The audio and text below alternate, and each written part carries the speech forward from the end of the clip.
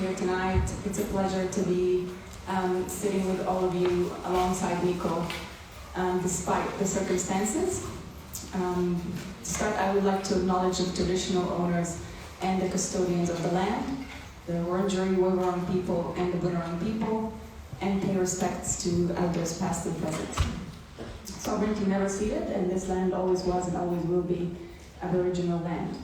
And as a Palestinian, it's extremely important for me and for us to keep highlighting all the forms and shapes in which settler colonialism continues to impact colonized people and colonized land. My name is Noura, and we're meeting here today as we enter almost over 2 months of Israeli aggression and attacks on our people in Gaza. For the last 2 months, since October 7th, Israel has massacred over 18,000 Palestinians, 70% of whom are children and women, targeting civilians and civilian infrastructure, including hospitals, schools, markets, libraries, you name it. No one is spared, no one is safe, and no place is safe in Gaza. Sadly, Samah could not make it tonight for personal reasons. She is unwell, so she's a last-minute apology. But what we will do tonight is that we will be in conversation with Miko. I'll ask a few questions, and then towards the end we'll open the floor for questions from the audience. When that stage comes, I would like to ask you to keep your questions short, concise, and just not because I don't like to listen to analysis and essays and PhD dissertations, I do, but just trying to make sure everyone gets to contribute and participate so that we make it as engaging as possible for folks here. Right, so without any further ado, allow me to introduce our guest. Miko Peled is an Israeli-American anti-Zionist peace activist, author, and karate instructor. Black belt.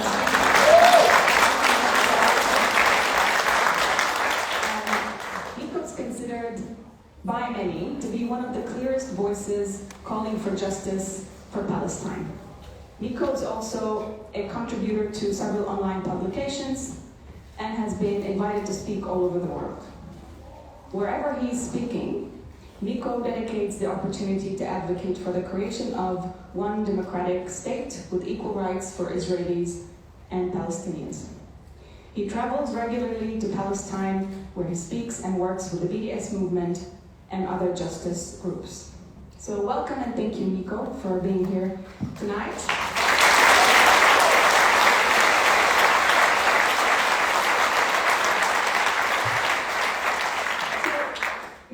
The 7th of October has been categorized by many as a turning point, as a pivotal historical moment.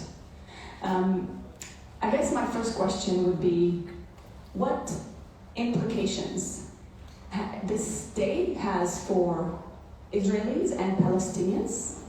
Obviously, we know how it's been working for Palestinians, but more specifically, what implications does it have for the Israeli politics?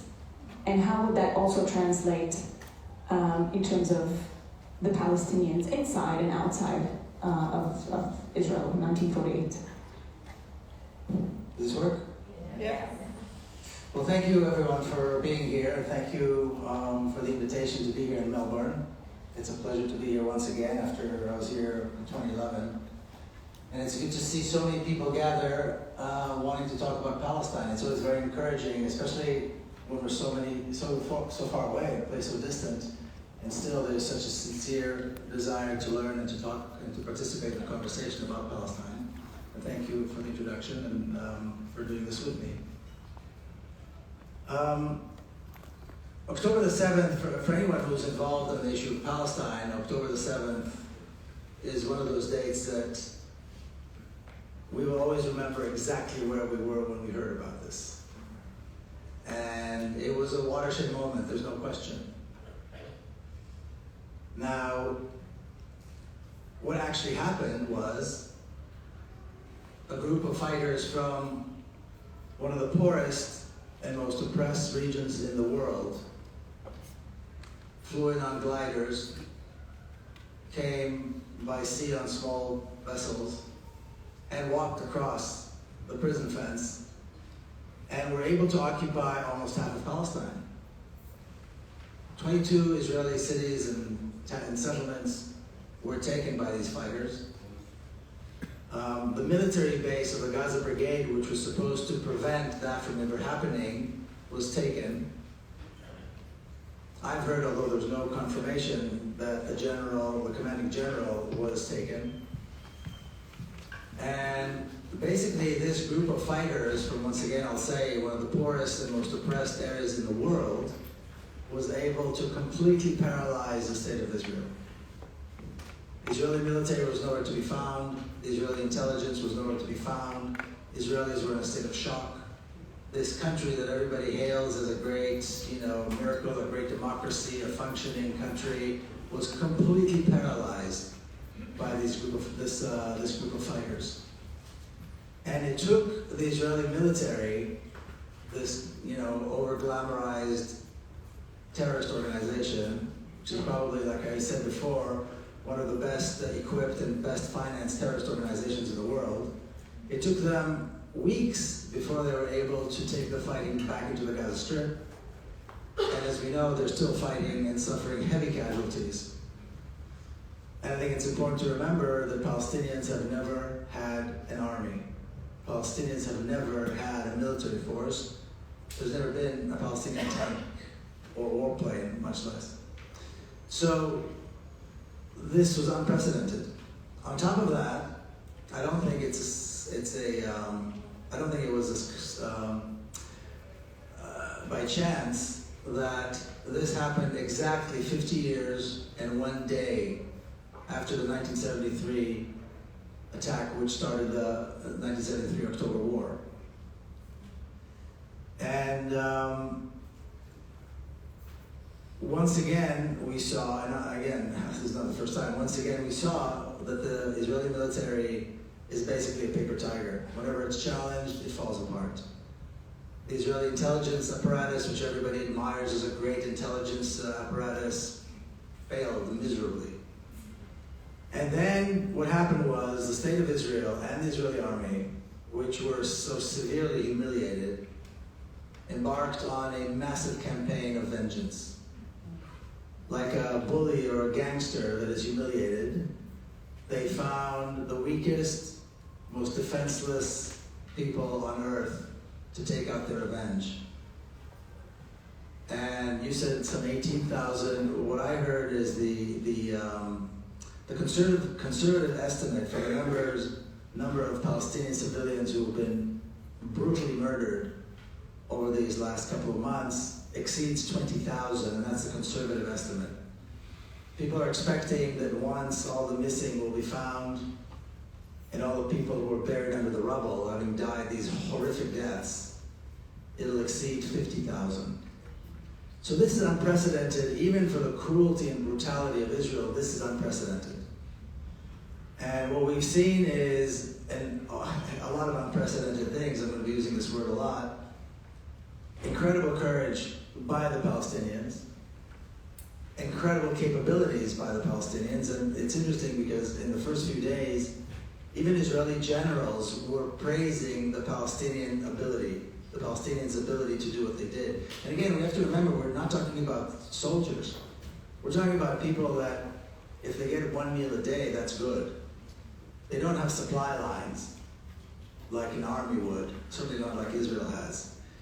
And so this was really quite a remarkable achievement. And then, of course, we see Israel's response, this brutal savagery, which has been unprecedented even for Israel. Now, like I said, this was a watershed moment, and I think it presented, and still perhaps presents, a unique opportunity. something we have never seen before. And that opportunity is for the international community to demand, in no uncertain terms, guarantees for the safety and security of the Palestinian people. Palestinians, like you said correctly, have no place that they're safe. There's no place in Palestine where Palestinians are safe. This is not new. Palestinians have been living under a reign of terror for 75 years. Bombs and destruction have been raining on people who live in the Gaza Strip for decades. This is nothing new. But the level is unprecedented. So this is an opportunity for the international community to step in and say, enough. Palestinians have paid way above what should be considered a high enough price, and it's time to demand everything that Palestinians deserve. Safety and security must be guaranteed. Money must be coming in order to help them rebuild and rehabilitate. Massive sanctions must be imposed on the state of Israel. A no-fly zone must be imposed over Gaza. And the apartheid regime, steps must be taken to begin the dismantling of the apartheid state and replacing it with a free, democratic Palestine with equal rights. This is the time to do this.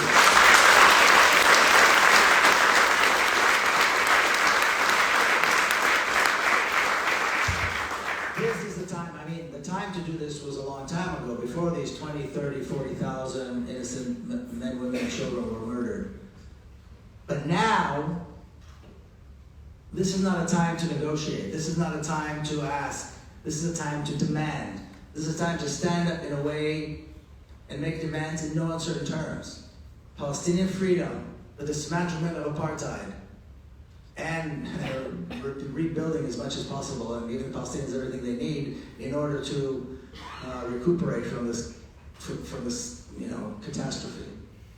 So I believe that even now, and another interesting thing is, of course, that even as the bodies are piling up by the tens of thousands, we've been used to seeing thousands murdered in Gaza in previous attacks by Israel, but we're talking about tens of thousands now.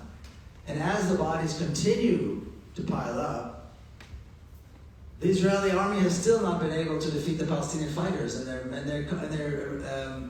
they're having massive losses. Officers, all their special forces, and all their glamorized, little terror squads are being killed by the Palestinians, who, again, I will say, are not an actually regular army, do not have the supply lines, the logistics, the resources that an army has. And so this should give every single person a moment to pause and say, we have to make sure whatever is demanded now has to include the absolute guarantee that this will never happen again, that no Palestinian will ever be in danger like this again. And this, of course, falls on us. So that's what I believe October the 7th is all about. Thanks for that, Miko. So yesterday we saw the United Nations pass a motion for a ceasefire by a vast majority. Obviously, those countries who opposed are Israel and the United States. Yet we hear from Israeli officials that they will continue until they achieve their objectives. The objectives of this onslaught have been twofold, at least according to the ones that have been declared by Israeli officials. First one is returning of the hostages, and then the second one is elimination or extermination of Hamas. I guess what would that mean, and what would that look like in terms of returning of hostages, but also eliminating Hamas?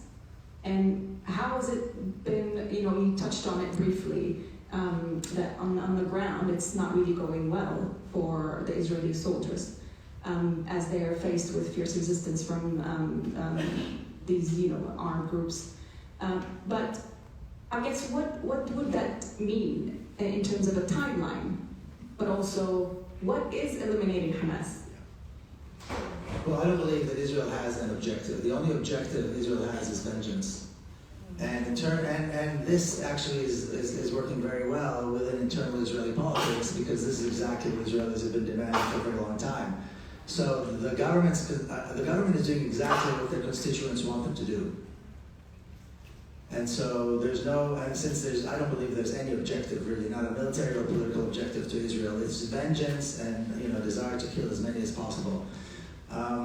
If they want to eliminate Hamas, if they want to eliminate Palestinian resistance, I think there's a very clear pathway to doing that. That would include, like I said, dismantling the apartheid state, allowing Palestinians to return to their homes, and as the beginning, the transition from apartheid to a free democratic Palestine with equal rights. This is how resistance stops, by ending the oppression, ending the occupation, and ending the killing. If anybody, I don't believe anybody thinks this seriously, although they claim it, but it's ridiculous to expect that a military operation could possibly bring down the Palestinian resistance. It's not going to happen. I don't believe anybody believes it's going to happen, but again, they have to say this, and because the Israeli government's constituents are demanding it, the fighting and the killing will continue. So I think the pathway to ending the fighting is very clear. It's just that Israel does not want that. And the international community, for reasons that we can touch on later perhaps, the international community is completely has forsaken the Palestinians. They're allowing Israel to continue with this unbelievable brutality. And they're saying that, the United States is sending them more weapons. As far as the United Nations, Israel never cared about the United Nations, and there's no reason for Israel to care about the United Nations today. The United Nations has no means of, enforcement. Now, if the United States and the international community wanted to stop, the United States Navy's Sixth Fleet is in the Mediterranean. They can bring these warships to force Israel to stop. They can bring the Sixth Fleet and start helping people in Gaza. They can enforce the no-fly zone and severe sanctions. They can do this tomorrow if they're serious about this. But they're not serious about this, and that's why they're passing one resolution after another. They're vetoed. They're not vetoed. It makes absolutely no sense, no difference, because they're not enforcing it. And again, Israel never cared about what the UN did or didn't do. So this is so far below what is required. And the ongoing talk of a ceasefire is a joke, because Israel doesn't have to stop, and Israel has always violated ceasefires. What is required is a much, much greater effort to end the violence against Palestinians. Thanks for that. I think, yes, obviously genocide is the strategy, but it's also the goal. So there is no clear objective aside than eliminating the indigenous population of Gaza, obviously, the over 2 million Palestinian people. And obviously that's not by itself, it's not a new development. It's a part of an ongoing policies and strategies, and that we've seen for the last, at least 17 years in Gaza, but also over 75 years in Palestine, across the historic Palestine.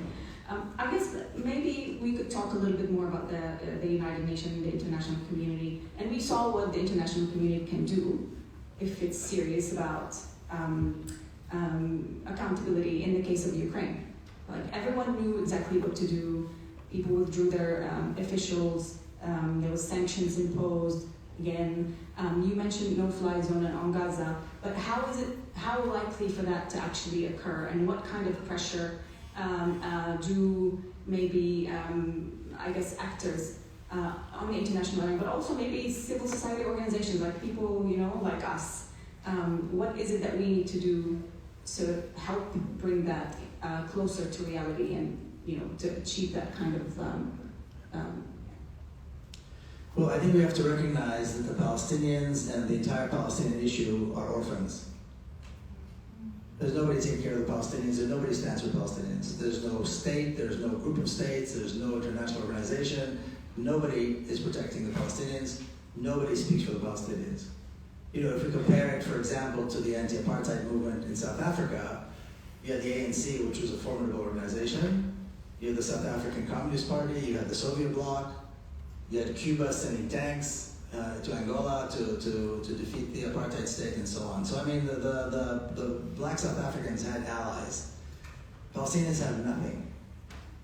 And probably one of Israel's biggest achievements is and biggest successes is the Oslo Accords, because the Oslo Accord neutralized the countries that supported Palestinians or the Palestinian cause.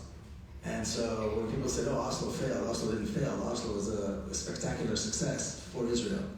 And I believe that what we're seeing today is a direct result of that. But we need to recognize our weakness before we can do anything. And when we look at the other side, the Zionists have had a very well financed, strategic plan to do what they're doing. They've been doing this for over 100 years, long before the State of Israel was established. And there's never been a counter. There's never been anything even remotely similar to what the Zionists have been doing. And of course, when Israel was established, the State of Israel has been doing, in terms of PR, in terms of presenting their case. So if you are an American politician, an Australian politician, and you want to make an informed decision, you don't have the tools to do that. Because one side presents a very compelling story, a very compelling case, and they push this case forward very, very, very strongly, very aggressively. And on the other side, there are some activists doing a little bit of work here and there, and nobody can compete. And so I don't think that we can make a difference until such time that something like this is created. You know, we live in democracies where we vote for our elected officials. Well, why are we voting for elected officials who support Israel? And how do we use the power that we have in the ballot box and as consumers of the press in bringing about that change? That is the big question. And without a clear strategy, without a real playbook that helps people deal with this, and you know, people always ask, well, how do I respond when they say this, and how do I respond when they say that? Because they're very good at putting people on our side on the defensive. Do you condemn this? Do you agree with that? Do you agree with that? You know, that's not how you conduct a conversation. They push bumper stickers, they push slogans, and then they expect us to somehow respond. So it takes training, it takes time, it takes somebody to do this, and there's nobody doing it. And there's nobody doing it because, again, there's no parent for Palestinians, and there's no parent for the Palestinian cause. And that is a very, very serious problem. You know, I've been talking to some friends here about an initiative that I'm involved in Washington, D.C., putting together precisely that kind of an organization, that kind of Palestinian presence in Washington, D.C., which is where, at the end of the day, things need to change so that things change everywhere else.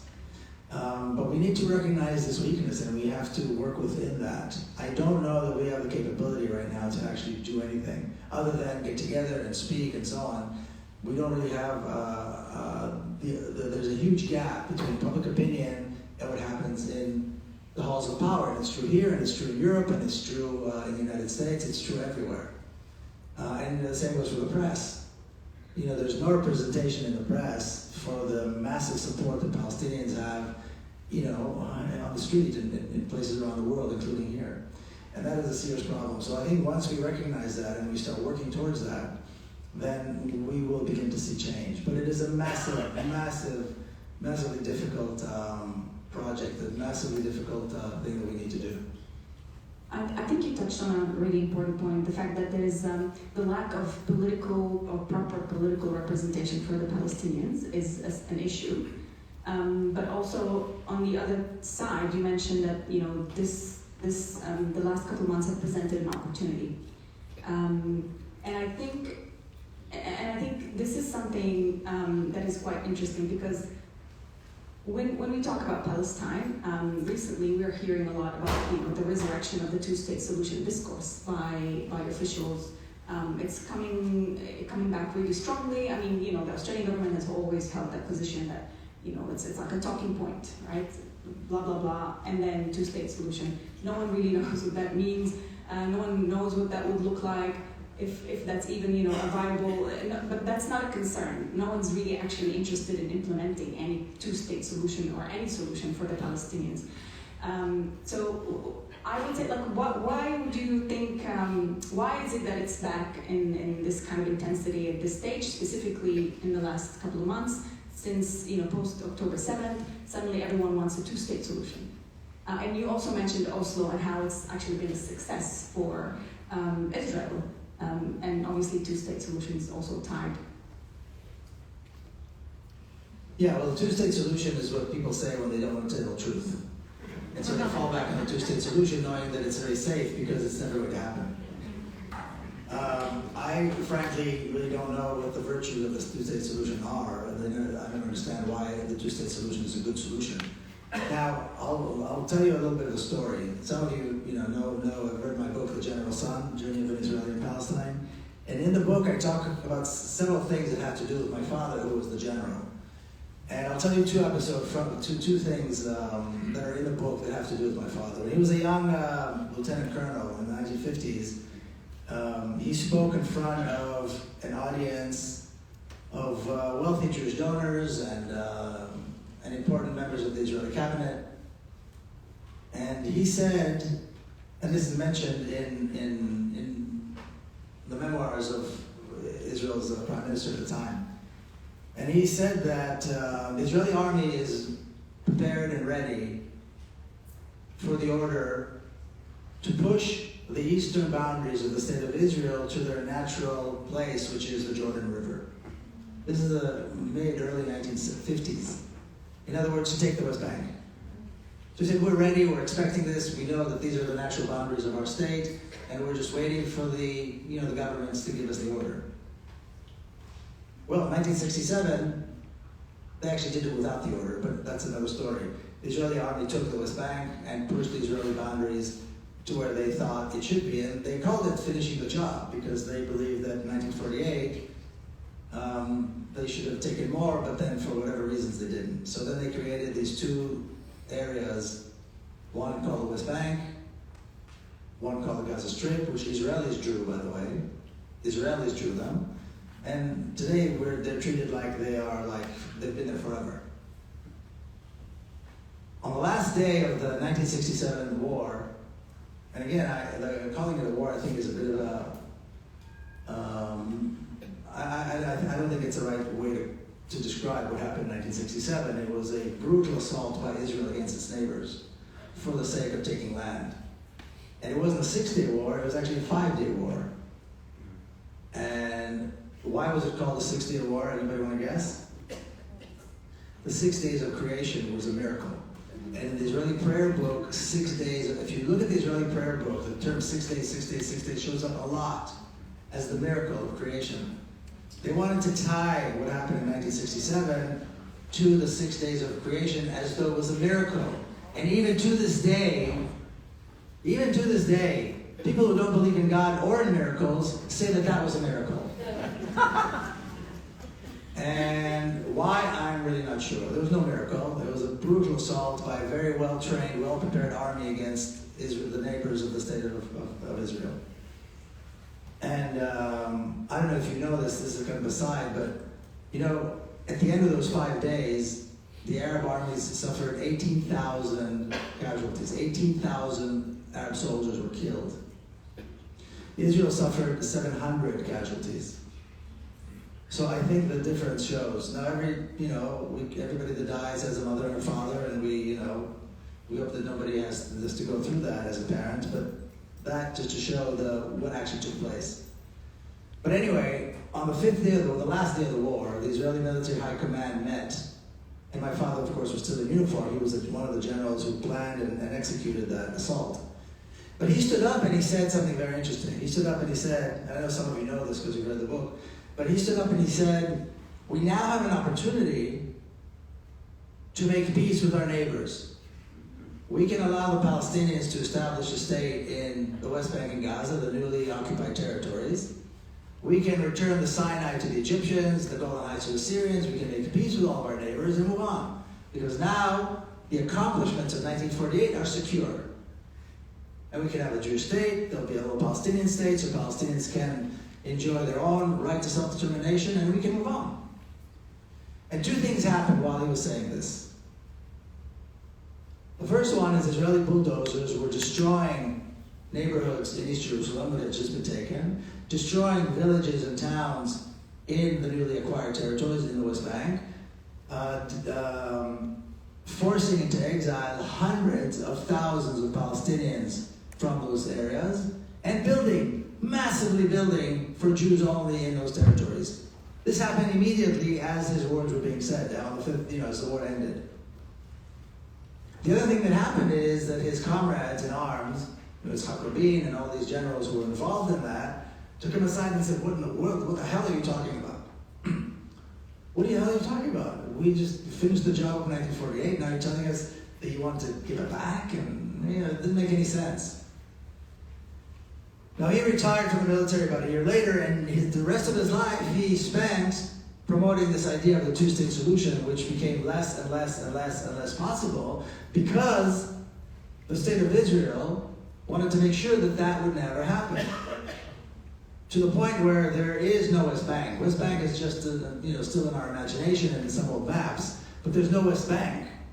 It's completely integrated into Israel. You may have heard that area is now called Judea and Samaria. And the one distinction that exists in those areas is the way Israel describes it. There are pockets of alien population.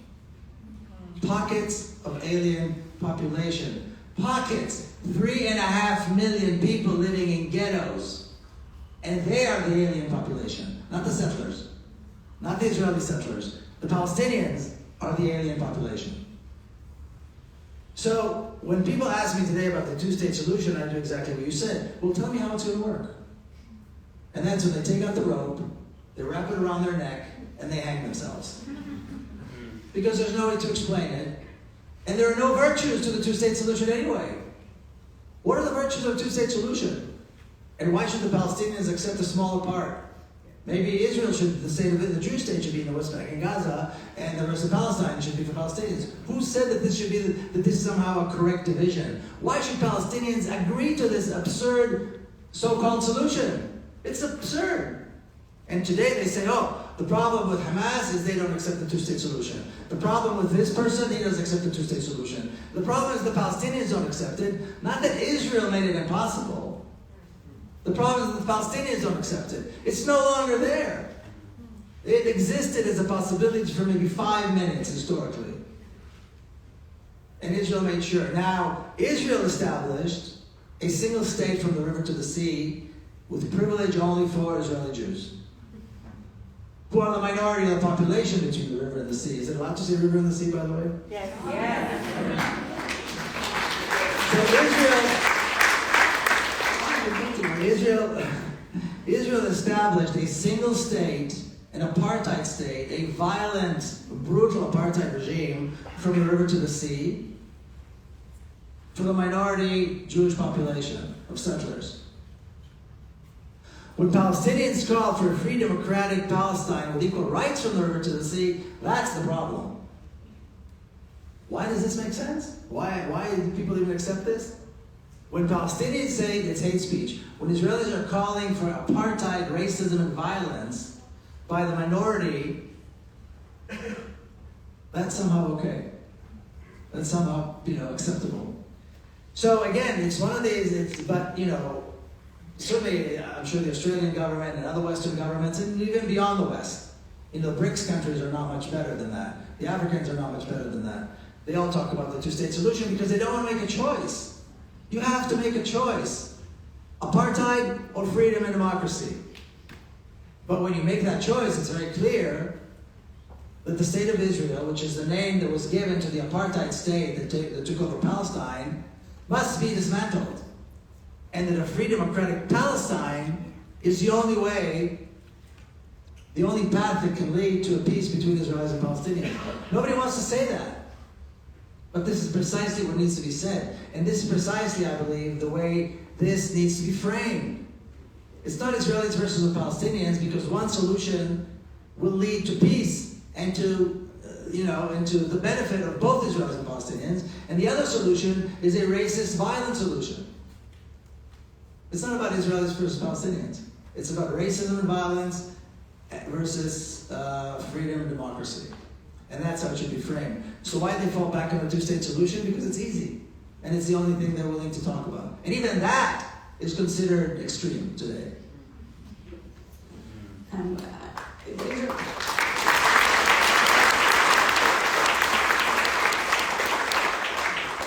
Israeli public opinion has been also very clear in the sense that it's anti-two-state solution.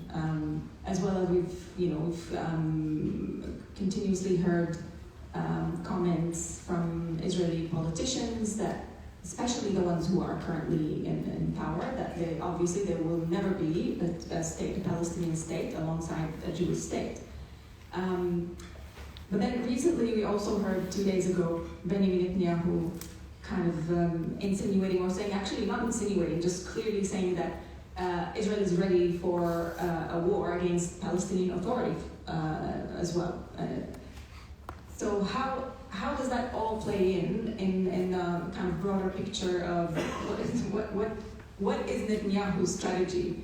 And obviously Netanyahu, as you know, it's quite known for everyone, is struggling in terms of domestic politics, but also with all the corruption allegations that could land him in prison.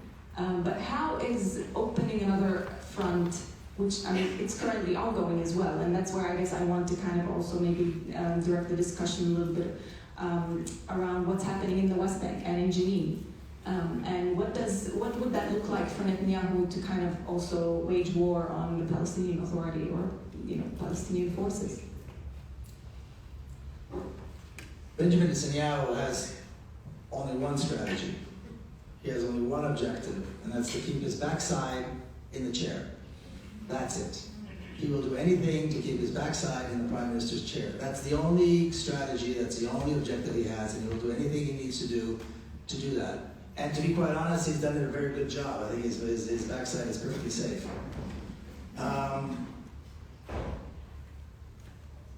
Israeli public opinion is very easy to, I mean, if people want to know what Israelis think, just look at the makeup of the Israeli Knesset, of the Israeli parliament.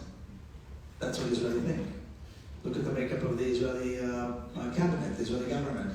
That's what Israelis think. Israelis voted for them over and over and over again, many, many times. So it's very obvious what Israelis want. And whenever there is Palestinian bloodshed, Israelis seem to be perfectly happy, and they give the full throated support to the government.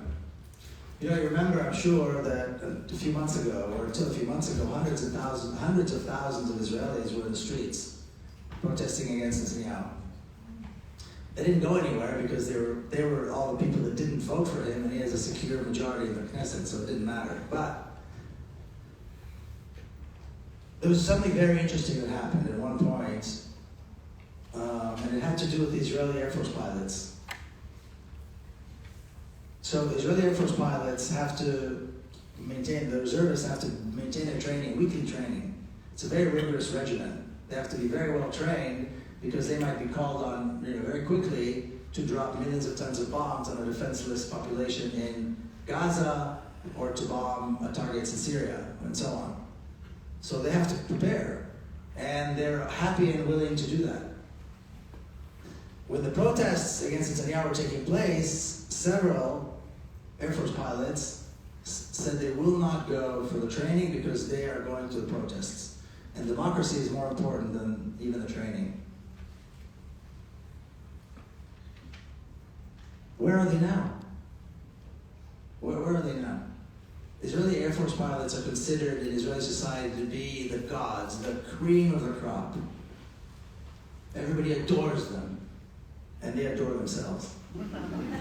Where are they now? They have no problem whatsoever. They have no problem whatsoever. I haven't heard any of them say, no, we're not going to do this. They're lining up.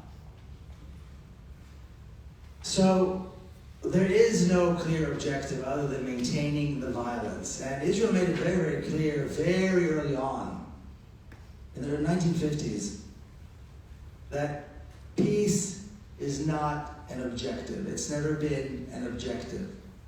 The only objective is always making sure that they are the best armed bully in the neighborhood. That's That's it. And that they kill more Arabs than Arabs can kill of them. That's it. And to that end, you have to say they've done a very good job. But this continues to be the case. This continues to be the case. That has never changed. I don't think this particular government is any more extreme than any other government that Israel has had. I mean, Israel's first government conducted the ethnic cleansing in 1948. How much more extreme could these people be? You know, so I don't believe that there's been any shift whatsoever. It's been a continuous, persistent, moving forward with the same objective. So, killing Palestinians, terrorizing countries around Palestine is what Israel does, and they do it all the time.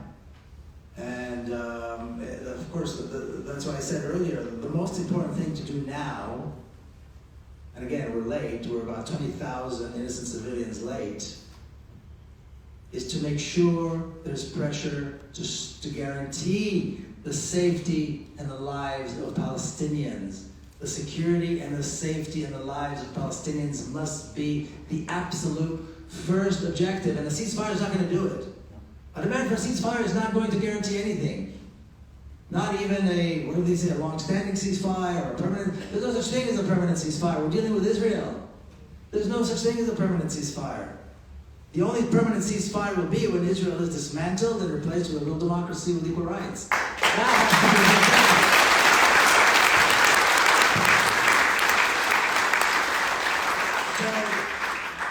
So it's really important not to be kind of, pulled into this confusion of Israeli politics, the confusion of the kind of the rhetoric and the about what is happening right now.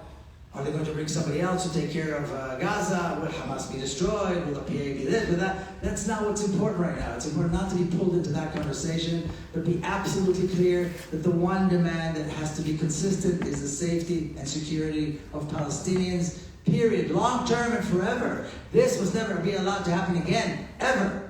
And the only way to do that is, like I said, every sanctions and so on to dismantle the apartheid state. That's it. Don't talk about anything, any of the ceasefire, two-state solution, peace with Israel. There's no such thing. There is no such thing. The welfare of Palestinian children from the river to the sea and beyond, and the refugees in camps outside of Palestine, must be our first objective. Their safety. Nothing is more important than that. Nothing should get in the way of that conversation. Nothing should, distract us from that. There should be no distractions allowed. The safety of Palestinian children, of Palestinian men and women, and the elderly, and so on, must be the only objective. And to that end, we have to make the toughest demands possible, the biggest demands possible. And then we can see a movement forward. What happens in Israeli politics is not Netanyahu, who cares? Thank you for that.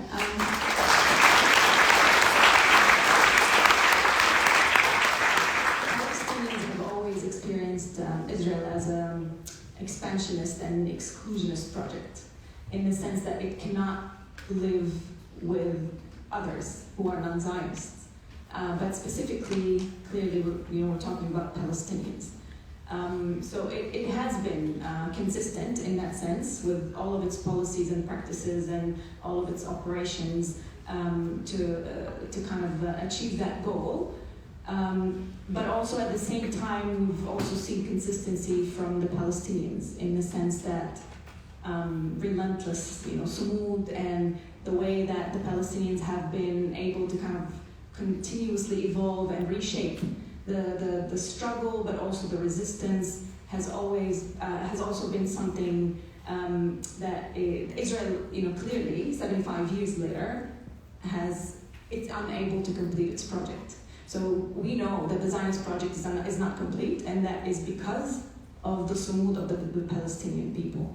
So I think I just wanted to make that point that yes, we know what we're up against, and we know that it's not just Israel, and we know it's the US and the UK, and all of the, in terms of the political level globally, we know the enormity of, the quote unquote, the enemy in this instance. But we also know that we have been the main bloc on the ground in terms of allowing Israel to achieve its full objective when it comes to Zionism.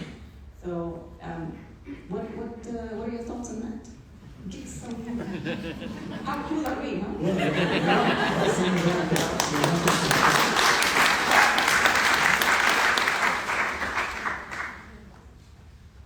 Well, I mean, the reality is that out of 12 million people who live between the river and the sea,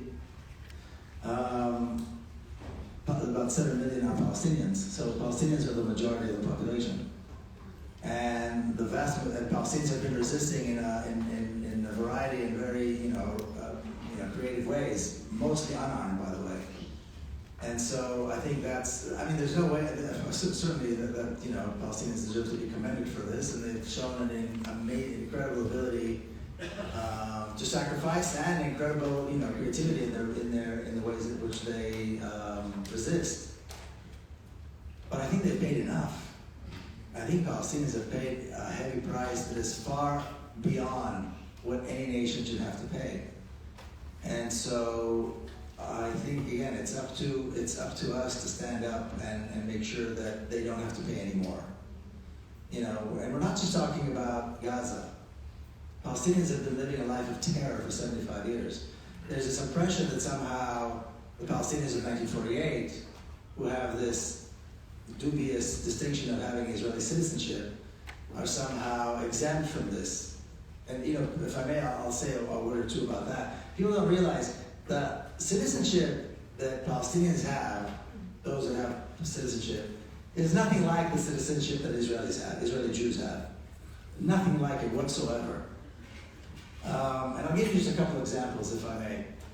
So, for example, the Palestinians of 1948 are governed by different agencies. The entire southern part of the country is called the Nakba. That's 50%, the southern half of Palestine. It is governed by an agency called the Agency for the Development of the Negev. They call it the Negev. The Nakba is Negev in Hebrew. When Israel has an agency that says the development, that means getting rid of Palestinians. That means destroying Palestinian homes, destroying Palestinian lives, and stealing Palestinian land. That's what the word development means.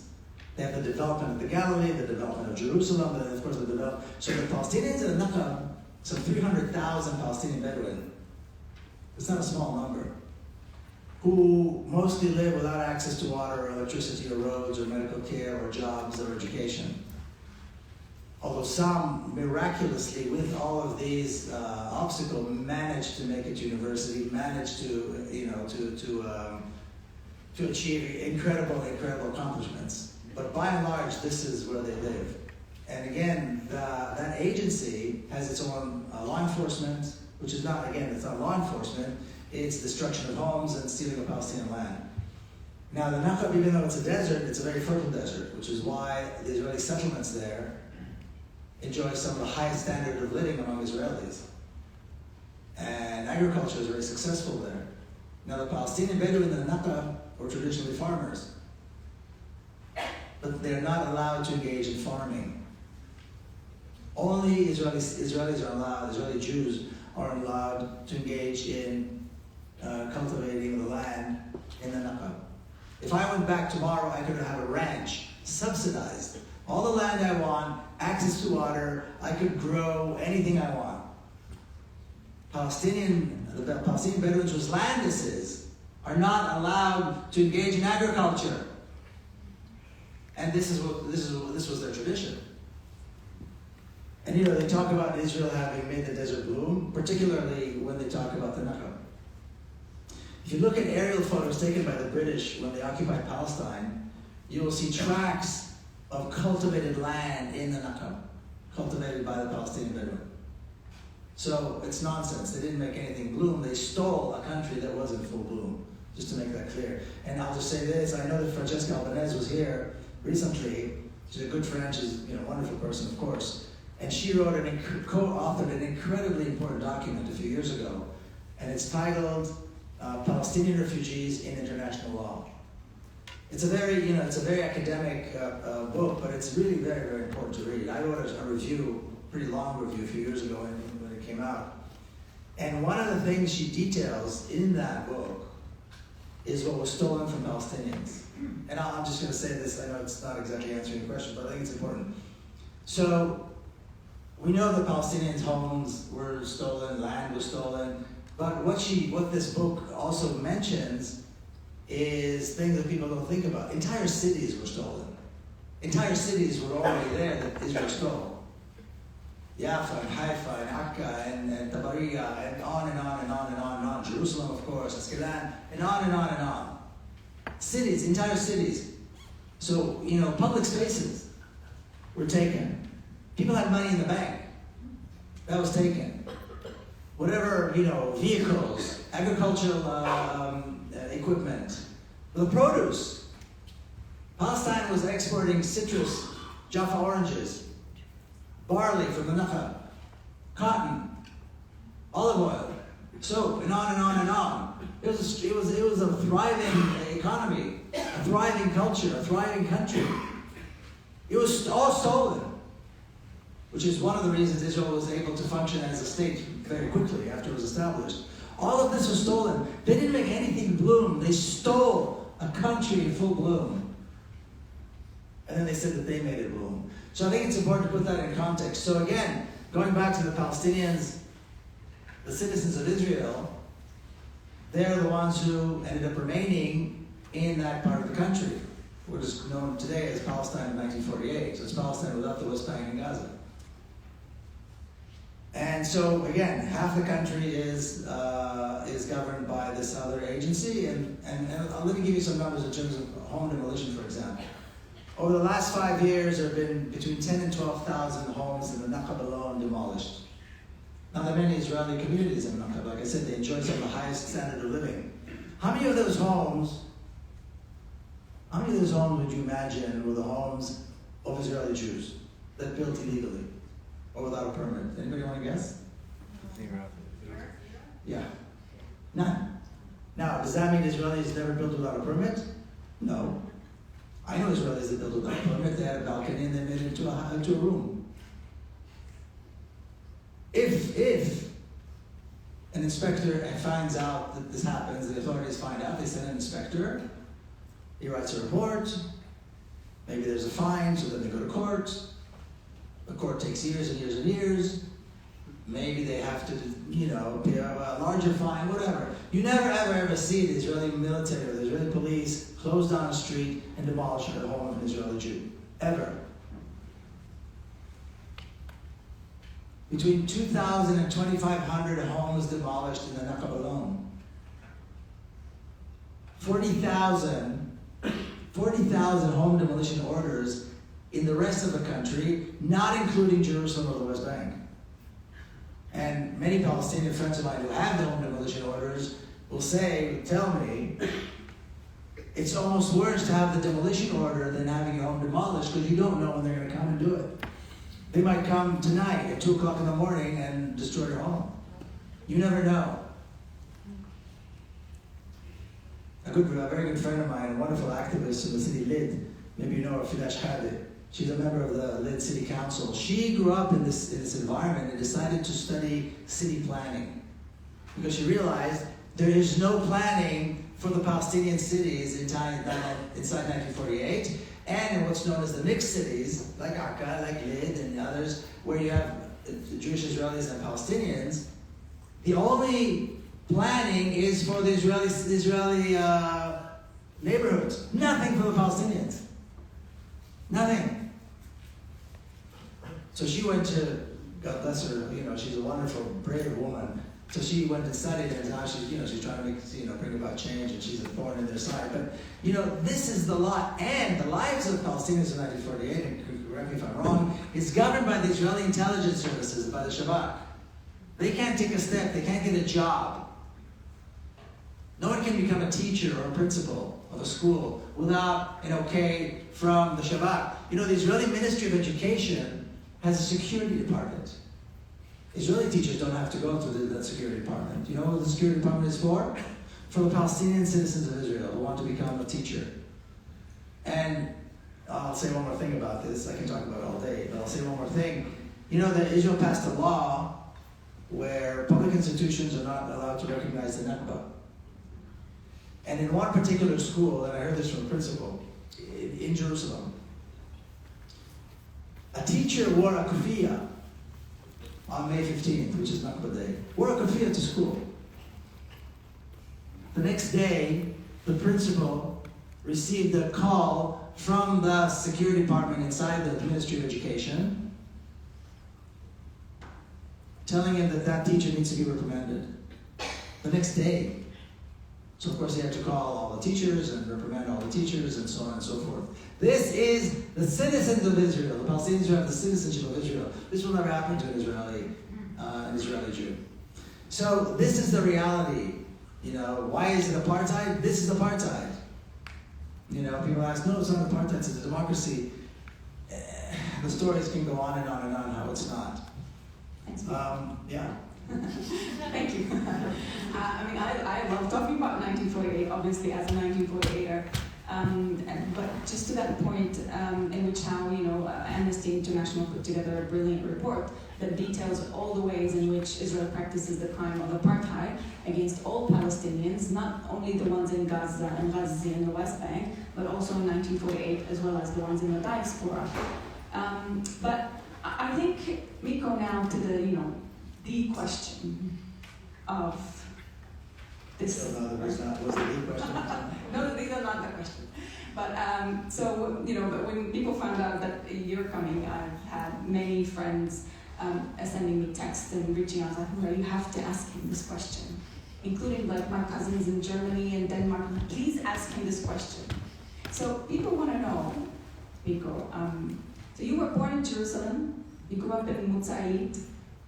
Done my research. Your grandfather signed the Israeli Declaration of Independence, and your father was a general in the Six-Day War in 1967. And here you are. What happened?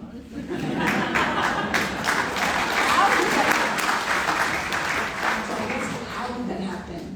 So what happened and how? Because my other part of the question is, how can we, or do you think it's possible to extend that kind of journey that you went through onto others in Israel? It's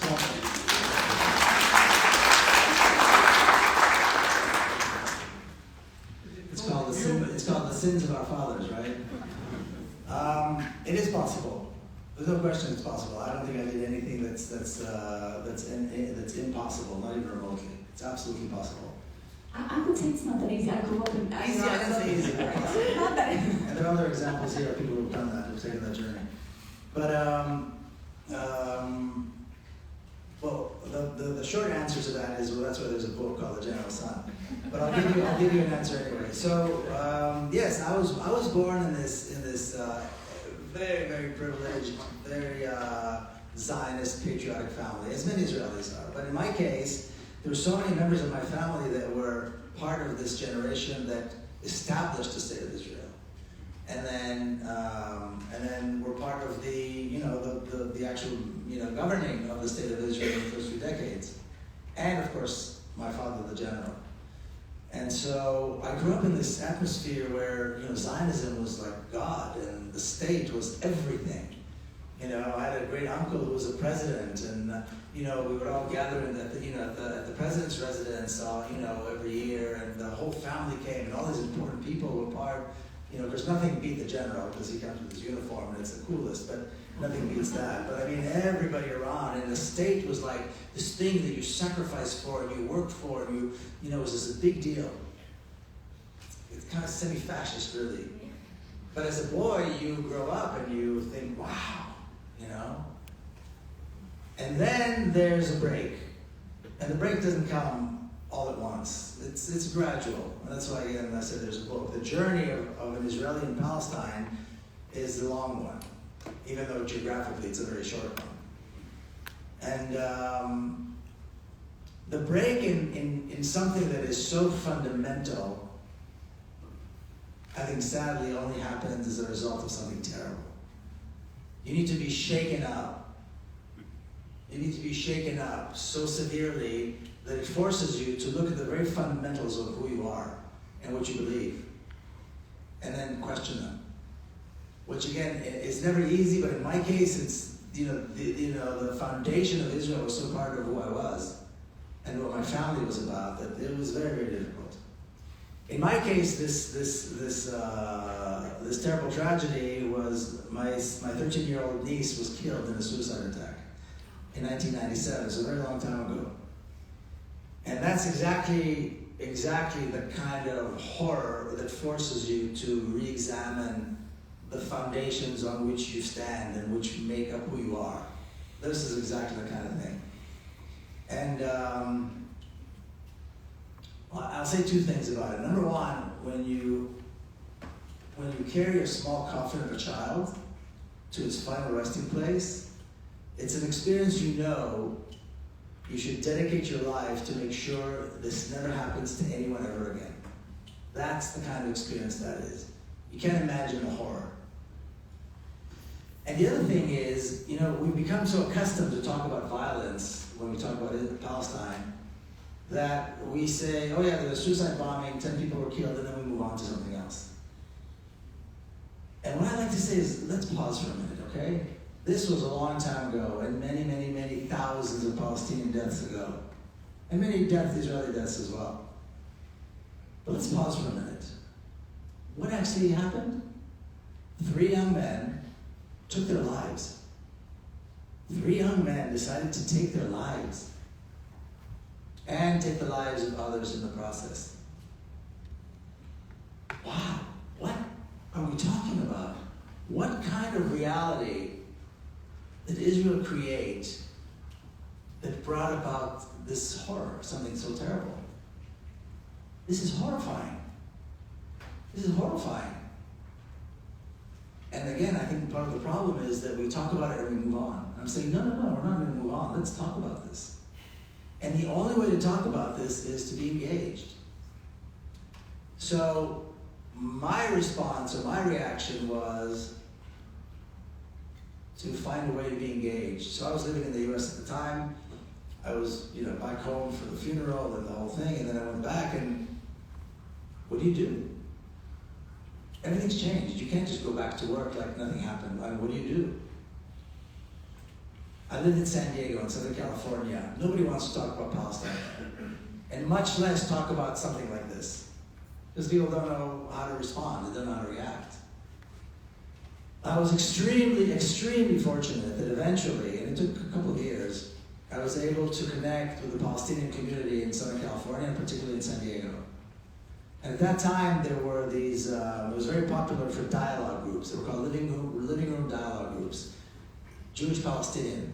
And people would meet in each other's homes once a month and not discuss the politics, not argue and so on, but everybody just tells their story. And that was the first time I met Palestinians. I was born and raised in Jerusalem, but a lot of Palestinians in Jerusalem. I never met them, any of them. I was in the United States the first time I met Palestinians. And then you sit there and you hear these very fine people talk, and they're telling you that night is day and day is night, and that the world is flat. I mean, that's the extent of what they were telling me when I compared it to what I knew to be true. And I had to know what was true because my family was involved, so obviously what I knew was true. And they're telling me that, again, night is day and day is night. So it's a process, and you have to insert a lot of trust. And the reason I said I was so fortunate is because that community was generous and kind enough to allow me to make that very painful journey from where I was to where I am today. And I was compared to like a child learning to walk, where they hold on to something and then they have to let go and walk to the next thing that they can hold on to. And for me, that was exactly it. I had to let go of what I absolutely knew to be true and was a big part of my identity. It was actually the biggest part of my identity. And then walk somewhere and find my identity somewhere else. And an understanding of who I was and how could everything I know to be true turn out to be not true and so on.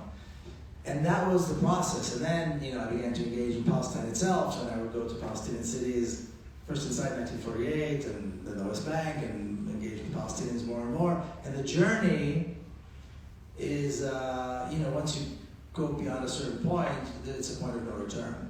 So then I had to make a choice. Do I remain, I suppose, loyal to this background that I have, or do I follow my values? Because if I follow my values, I have to reject Zionism, because Zionism is a racist ideology that brought about a great deal of violence and suffering to another people. So eventually that was the route that I chose. I couldn't but reject Zionism. I couldn't but reject that entire history because it's the injustice and so on. So that was the journey, and that's how I ended up where I am today. Thanks, Miko. Thank you.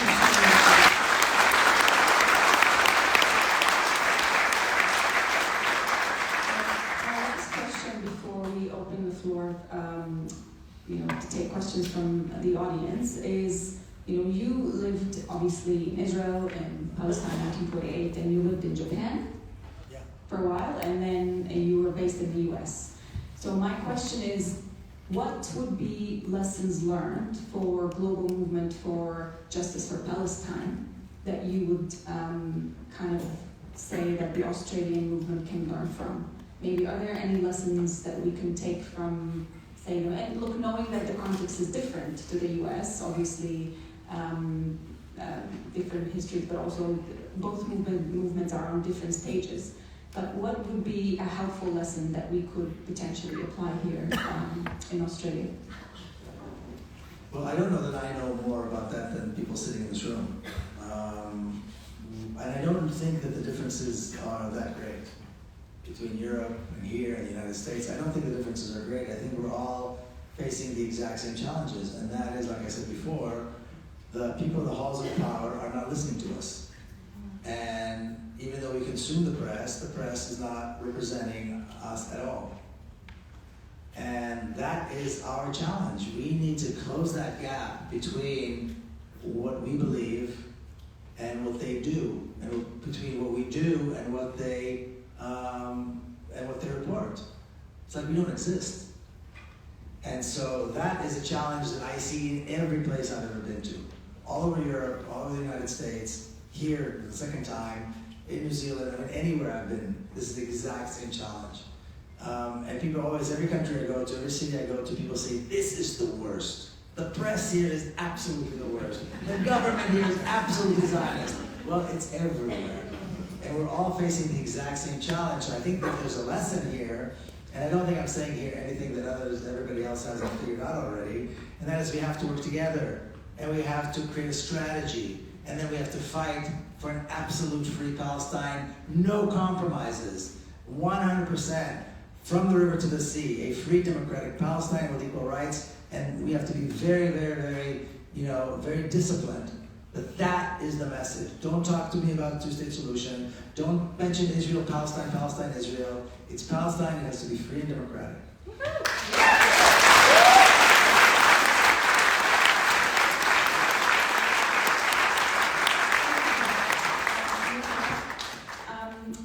So we'll open the floor for questions. Miko takes 3 questions at a time. But please, can I just remind everyone to be concise and short with the questions, but also make sure you're asking a question, not just a statement. Please raise your hand, and obviously, maybe state your name. Just let us know your name before you quickly. And apologies, but I will need to intervene if I think that the question is taking a little longer. So apologies in advance, but I will interject. So. Thank you. Okay. I'm Fatima. My question to Miko is that I heard that you're working in out of Washington as well to set up voices and to bring about change. So do you think, we've recently heard that Joe Biden say if there was no Israel to protect US interests, we would have to create Israel, and that was widely circulated. He's held this position for a long time. Given that the Middle Eastern states of today are more modern and open and willing to cooperate with the US and UK, do you think in the future US will still need an Israel to protect its interests in the Middle East?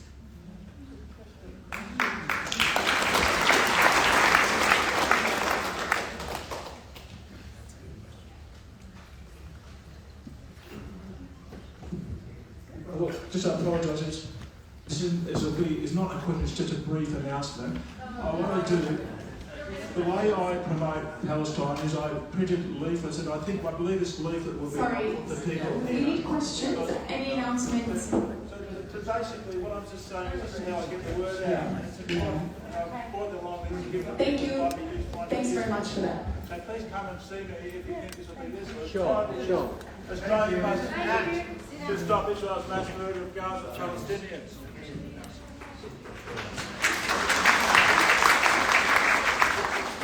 Thank you.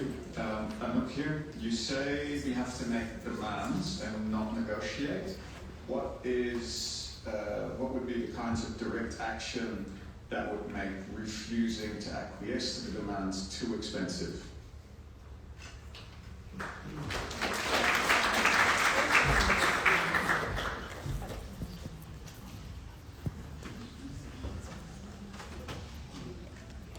Hello, my name is Hisham.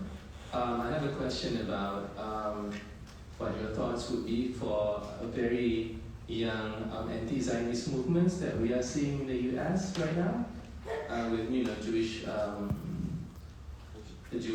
Jewish people for peace. I think, why is it easier for younger Jewish people in the U.S. right now to identify the policies of the Zionist ideologies compared to their parents? Sorry, I'm just nervous.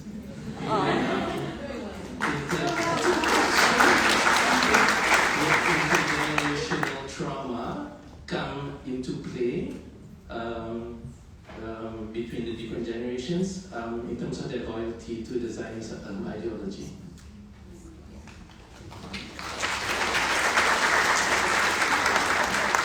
Thanks. Okay, it's 3 questions, so we'll let Miko answer and then we'll move to the...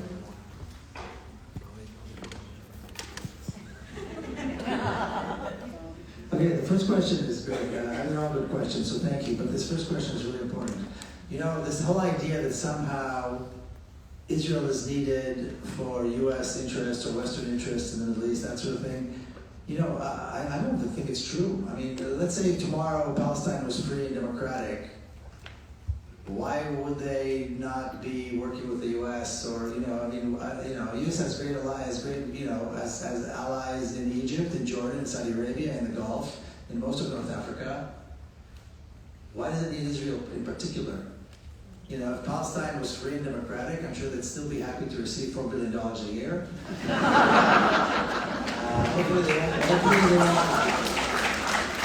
Hopefully they won't use it to buy arms, they'd use it to do something productive. But I mean, I think it's nonsense. I think it's absolute nonsense, and I'm glad you asked the question because I think you see that too. But no, it's a ridiculous claim. It's a part of this Zionist propaganda that somehow the world needs Israel because Israel is this wonderful, miraculous thing. But it's absolute nonsense. I agree with you. I don't think it's needed at all. To talk about how to make basically the occupation of Palestine costly is I think what you're asking. And I have a great friend who's a remarkable hero. His name is Issa Amro. And he operates in Al-Khalil, in the city of Hebron. He runs what is probably the most important and most effective grassroots resistance organization in Palestine. And he himself is an icon.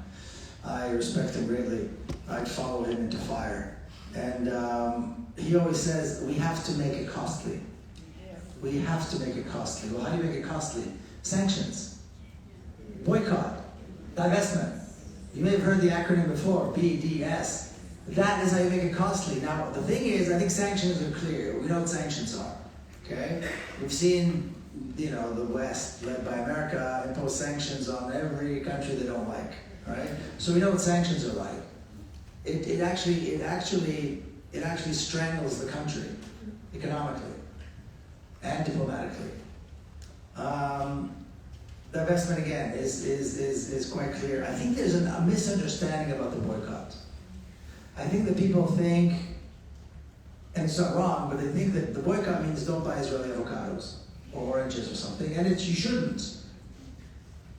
But boycott means that Israeli teams are prohibited from participating in the Olympics, which means there should be no presence for Israelis in any arenas.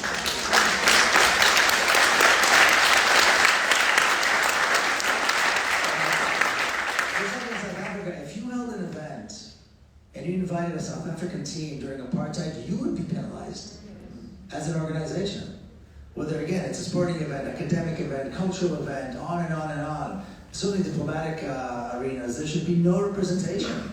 It should be absolutely, there should be absolutely no tolerance for that. You know, and some of you may remember, I always mention this because I think it's important. In the 2021 Olympics in Japan, there was an Algerian athlete by the name of Fatih Marine. And he was a competitor in judo. And he was a young man, 20, 22. And you know how hard somebody has to work before they can enter the Olympics. You have to be incredibly, disciplined and work very hard for many years. And during the Olympics, he was called on to compete against a member of the Israeli team. And he said no. He wouldn't do it. He was thrown out of the Olympics.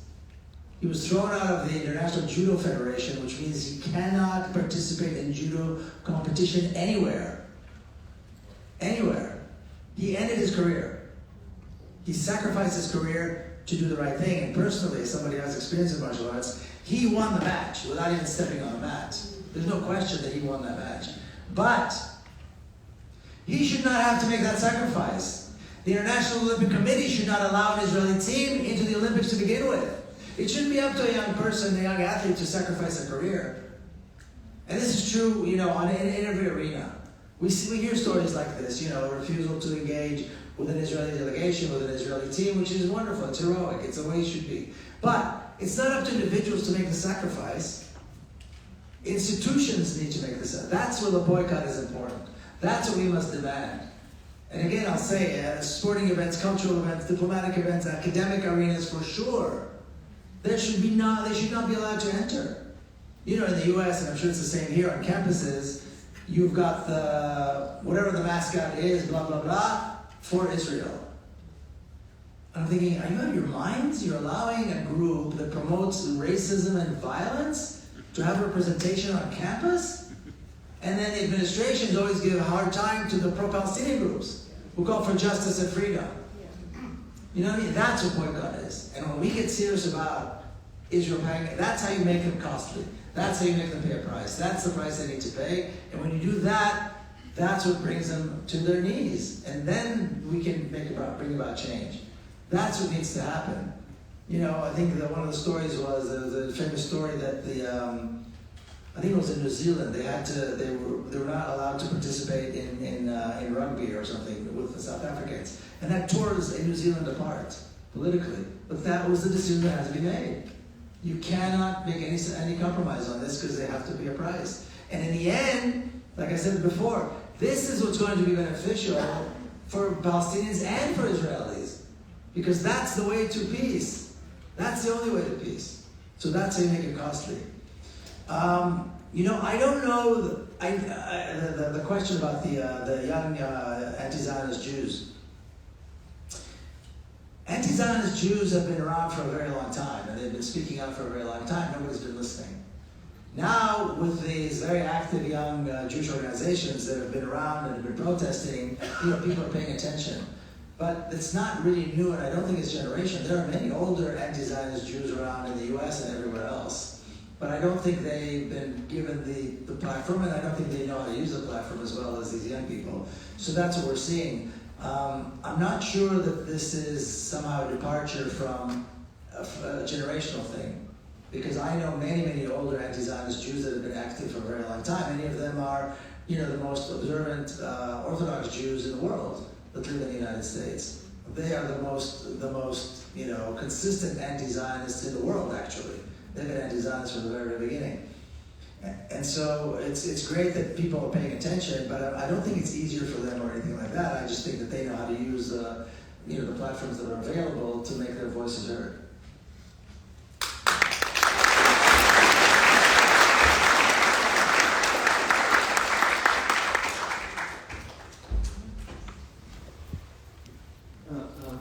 Thank you. I'm one of those non-Zionist Jews who's been involved since the early 70s. I've also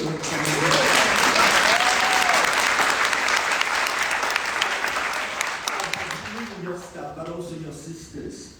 And your sister actually does present very good arguments about the whole racist nature of the Israeli education system, which basically objectifies and puts forward Palestinians as the enemy other. And we can see this, what is happening in Gaza right now, and which is a genocidal war, clearly. I think what we've got to do now is to build up a really critical mass. And I was involved in the anti-Vietnam War movement. And I'm feeling right now that this is what is happening throughout the world. That the critical mass is building up, where the Israeli regime is going to be non-acceptable amongst other nations. So, yeah.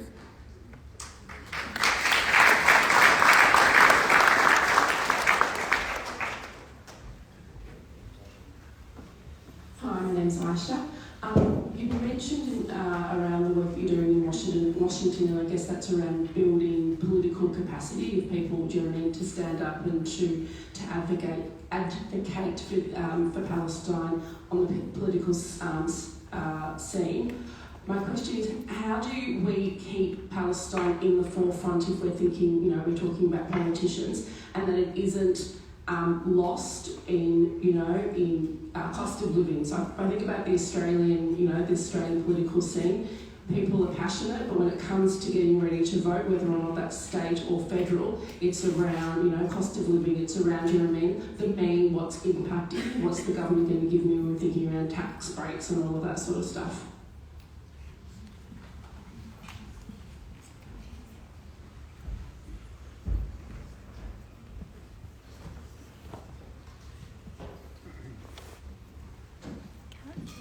Miko, it's absolutely a pleasure seeing you here in person, so welcome to Australia. I've written the question, it's quite long, but there's been talks, so it's into the details of what you've discussed today. There's been talks on the media around a second ethnic cleansing plan for the Gazans into neighboring countries. What are your thoughts on that? And if it's true, to what extent do you think the Palestinian resistance in Gaza played a role in thwarting these plans? On top of that, I just want to add another question, if I may. Why do you think it is a taboo in the West to objectively and analytically discuss the legitimacy of the Palestinian resistance, including the armed struggle against apartheid? And how do you think we can break that taboo?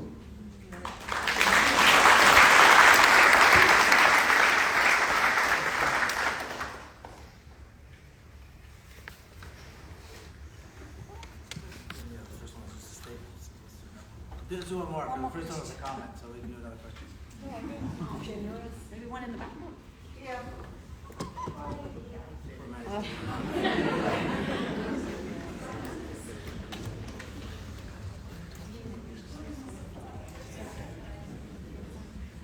Thank you so much. My name is Mahek. Thank you for sharing your thoughts thus far.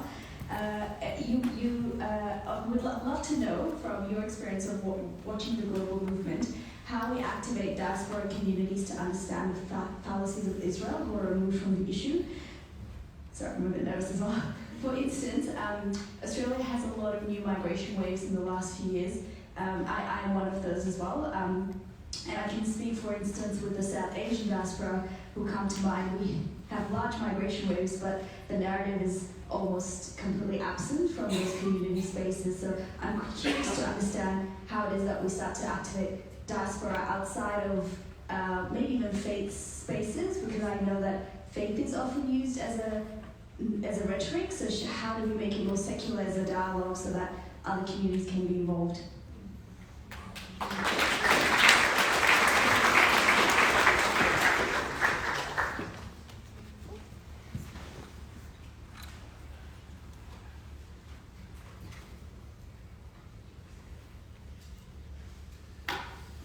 Okay, well, you don't pull any punches. These are good questions. Busy questions today. How do we keep Palestine in the forefront is probably one of the biggest challenges without question, because everybody wakes up when there's Palestinians are being killed, and then or after the Palestinians are being killed usually, and then everybody goes back home. And that's exactly the problem I was discussing earlier, that the void of an actual Palestinian presence that continues this conversation all the time. So I was talking to a young Palestinian who was an intern in the office of one of the senators in Washington, D.C. And he was telling me that they receive 300 emails a day from a single Zionist organization called Stand With Us. 300 emails a day, every senator, every member of Congress, probably the press as well. I wouldn't be surprised if they send it to the diplomatic corps. Every single day, and that's just one of many, many, many, many Zionist organizations that operate in the United States. That's how you keep it in the forefront. That's how you do it. Now, the problem is we're not there. They're 100 years ahead of us. We're not there. We don't have the presence to do that. It requires presence, it requires training, it requires a strategy, it requires money. There's no shortage of money out there that could be dedicated to this, but it's just not happened yet. That's what it takes. That's precisely why their story is always, always on the forefront. It doesn't matter what Israel does, what Israel doesn't do, it's always on the forefront. This IHRA, the new definition of anti-Semitism, is swept like a wildfire. It's the craziest thing I've ever heard in my life. Redefining anti-Semitism. What will they think of next? But it was brilliant.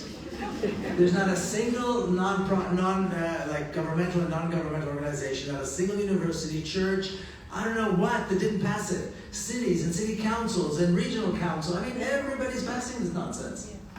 Because nobody's really sure what the hell's going on, so they say, well, let's pass it because it's safe.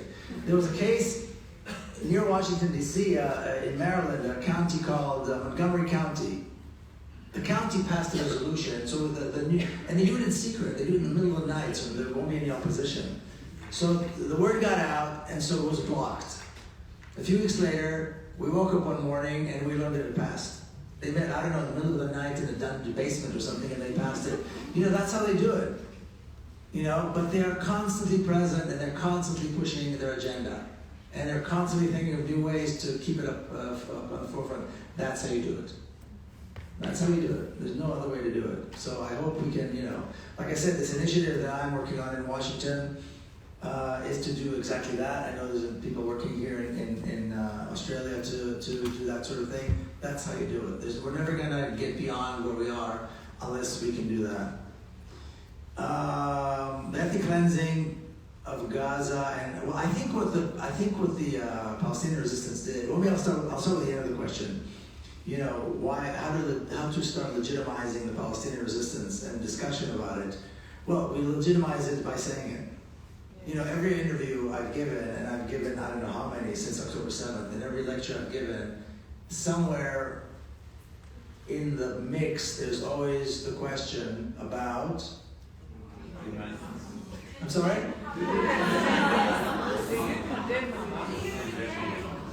I never mentioned Hamas. I never mentioned Hamas.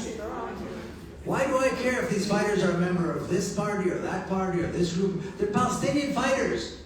You think that they belong to something else?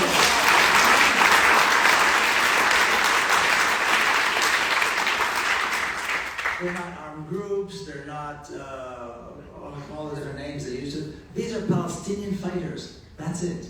I'm not going to get into that conversation. But you condemn, you want to condemn somebody? I condemn the brutal violence by Israel for 75 years, absolutely. You want me to condemn? You want me to condemn an oppressed people for resisting? Are you out of your mind? Who condemns oppressed people for resisting? What is this nonsense? But we have to take control of the conversation and not let them dictate what we say or don't say. So I think the part of the problem is that people are ill-equipped, and it's not because of anybody's fault. I do this every day, all day. Not everybody, does that, and so not everybody's equipped for this, and they have a playbook. So, like I said, a few days ago, I was at a campus in the U.S. and I heard this, river to the sea thing. Yesterday, I was in Adelaide. I heard the same thing. Boom, like that, in 5 minutes, it's done. The playbook is everywhere, and everybody knows what to ask, what to say, what to condemn, what to not condemn, and on and on. And we're like, okay, well, how do we say this, and how do we deal with that? And it's legitimate, but we need guidance, and we need an organization, and we need a platform that will help us do that. So, but the way we legitimize talking about it is by talking about it, is by saying it just the way, just the way it is. And it's not easy, and it's not comfortable. And if you're working in the workplace, it's dangerous. And if you're a teacher, you're going to get threatened. And if you're this and that and the other, there are a lot of risks, and you pay a price. But silence is also a price. Silence.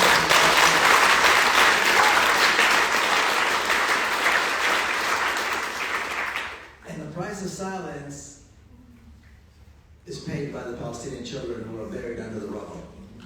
That's the price of our silence. And we have to keep that front and center. We have to keep thinking about that.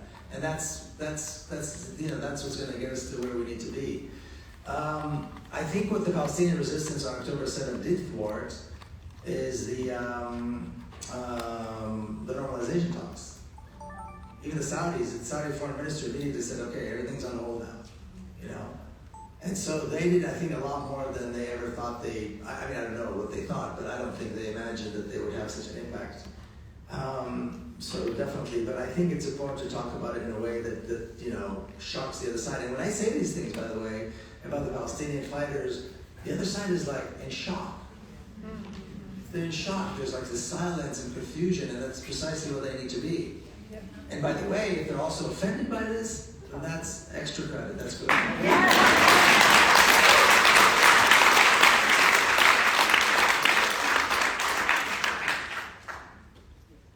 How to get this conversation into communities that are already weak, and I think that's what you're talking about, in communities of immigrants, if I'm not mistaken, that's a really difficult one. Because they're already vulnerable. And for vulnerable communities to get involved in something that is this difficult and complicated is a tough call. Now, having said that, I know in the United States it is happening, and people are getting involved, and people are speaking, and young people are doing it even though the parents don't want them to, and so on. And you're also right that in many communities, especially if they're South Asian or Arab, then in many cases it's Al-Aqsa. It's the religious thing that draws them in. And I think it's a fair concern. In terms of access to the religious sites and the existence of the religious Muslim sites and Christian, for that matter, in the Holy Land in Palestine, they are under threat. There's no question.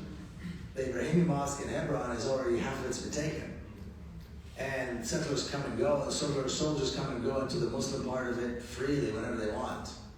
Palestinians sometimes don't even have time to roll up the rugs before they walk in with their dirty boots, into the mosque.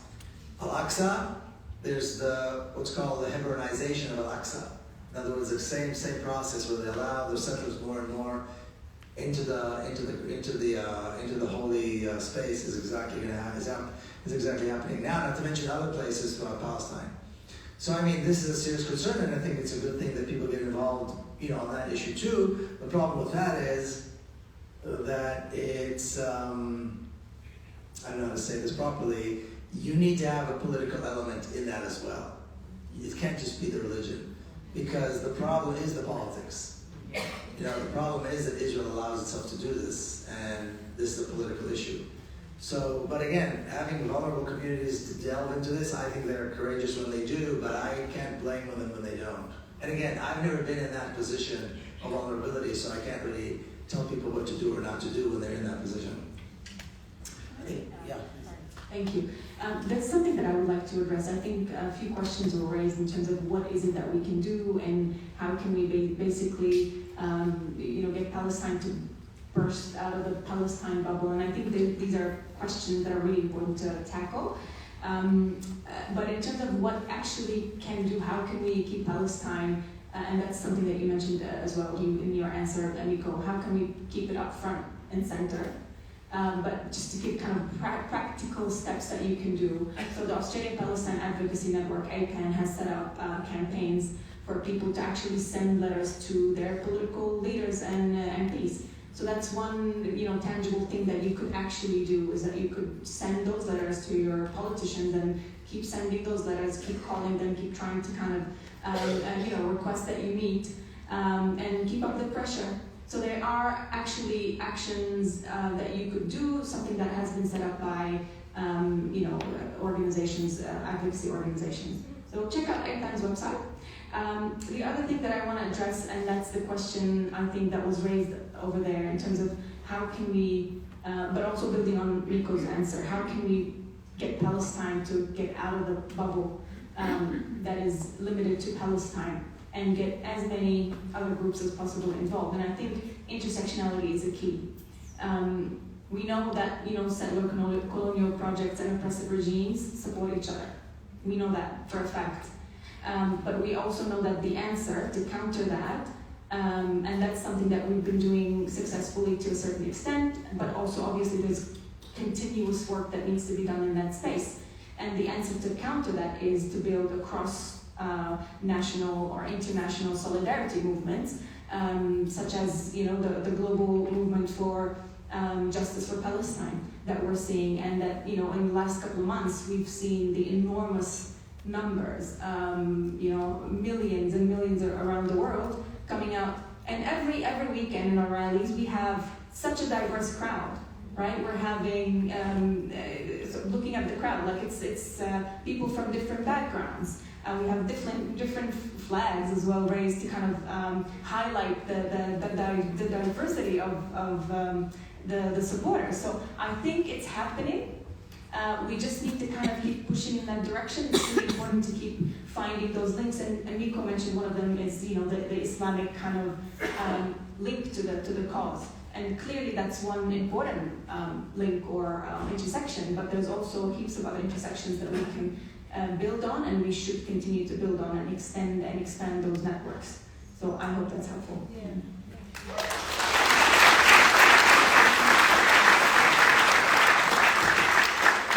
So one more round. Last 3 questions, and then that's it.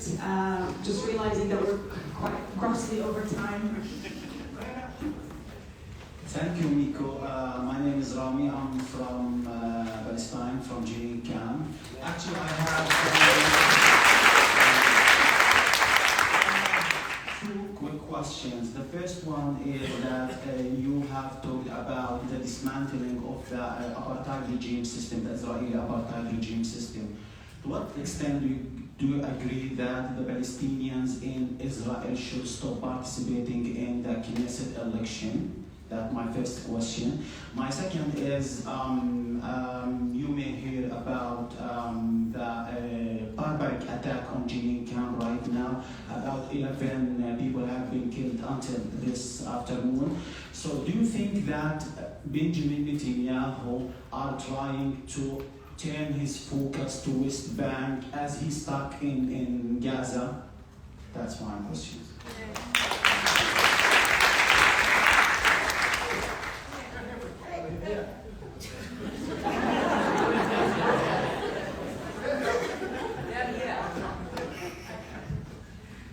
Thanks, Miko. I have a number of questions, but I'll just ask the main one that applies to us here. You, as an anti-Zionist Jew, you can say these things without being accused of being anti-Semitic. But as an Arab, it's not as easy, and I have come across a lot of what you've discussed, where I felt like this is really frustrating. Even the language, even describing the situation, I have to fight the monopoly over language. I cannot say genocide without, you can't use this word. I can't say, like anything that remotely expresses what's actually happening, we can't use because we might alienate the community, and we're trying to build support from the Jewish community. And I've recently had to deal with, you can't say that. Let's not use that term. So what would you suggest? Do we confront, or do we water it down to gain support? And I know my feelings. And just one last thing, short of having 12 million home visits, how do we actually impact the Jewish community in Israel to convert them to anti-Zionist Jews, because it's not going to work otherwise.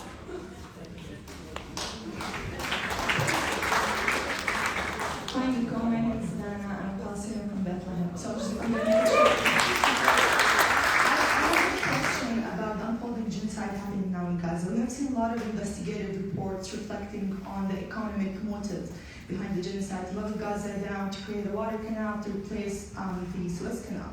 But do you think that the Zionist ideological motive kind of prevails over the economic motive here, or are they the same, or is it the economic motive that kind of prevails in this genocide? Thank you.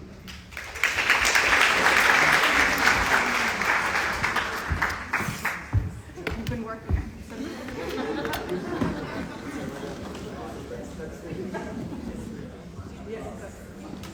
Hi. I guess my question is basically around October 7 and Israel's reaction. I've been involved in Palestine solidarity stuff for 55 years. I've always found it very difficult, obviously, because you come across people like that you work with who supported Tibet, supported South African black struggle, even the American Indians, and you would. One night at work, I was talking to a friend about Palestine, and say this person that supported all those things came in and said, "I won't support Palestinians because they're too violent."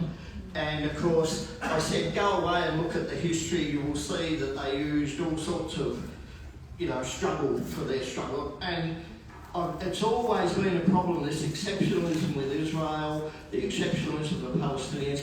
I found that it's evaporated recently. And I reckon it's a similar thing to what happened in the Vietnam War. The Americans arrogantly went in, thought they'd take a few weeks, and there was this television war that showed all these massacres, 4 million Vietnamese dead, and the Americans lost the war. Do you think, a few friends of mine have said that they thought that Netanyahu knew that October 7 was going to happen. He let it happen because it helped him. I said, look, I say that could have been the reason, but I reckon it's stupidity and arrogance, the same sort of thing that happened with Vietnam. What do you think? Okay, that's it. Rami, I'm going to answer your question. I hope you don't mind. I think, first of all, you're from Jenin. I have my family in Jenin as well. I hope your family is safe currently, given everything. So I grew up in Akka, and I have always been politically active. And a big part of my political activism in Akka was also through political parties who are Palestinian political parties, such as Ramor, the National Democratic Assembly, and others. So the part of your question where you ask about whether it is actually beneficial, and would it be beneficial for Palestinians to boycott the Israeli election? So I think, obviously the answer is never straightforward, right? Because we know that the goal or the aim of Israel and the occupation, or the ways in which the occupation manifests, is not just by land grab and land theft and all that stuff, but there's another social element, and also it's a consciousness fight, right? It's a fight. It aims to also dilute your identity as a Palestinian. Suddenly you're not a Palestinian, but you're an Arab Israeli. Suddenly it's not Akka, it's Akko, and all of those kind of that very familiar attempts at erasure. Which is very aggressive, and we experience it on a very aggressive level in 1948. So 1948ers are not only subjected to the kind of like constitutional or like the official, legislative aggression and violence of the Israeli state, but also the Israeli society as well. So there's 2 levels to that. And then the question becomes, would it be helpful if people boycotted, or there were no actually Palestinian parties in the Knesset? And that's a question that we're constantly grappling with. Every elections, there's this question: what do we do? Do we actually participate, or do we boycott? Now, the value of having political parties in the Knesset is mainly to speak to Palestinians. They don't go there. Like Hanin Zorbi never went there to actually speak to Netanyahu or to the Israeli public. But Hanin Zorbi, for instance, or Azmi Shara went there to speak to the Palestinians because it is a war on our identity. It's they're there to talk about Nakba.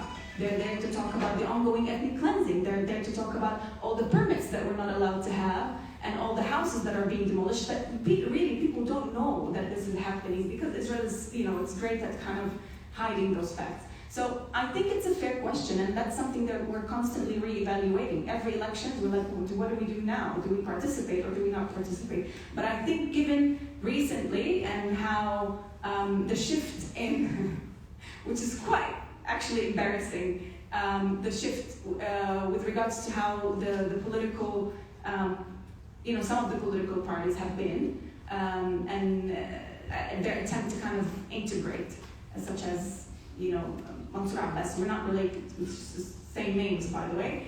Why I asked this question? Because the Israeli because the Israeli side used this participation to legitimize this apartheid system. We actually, all of us know that the Israeli is apartheid system. Yes, I know your point. It's the fig leaf, right? Isn't it? So this is what they are go. talking about as an apartheid system. They claim that we have Palestinians.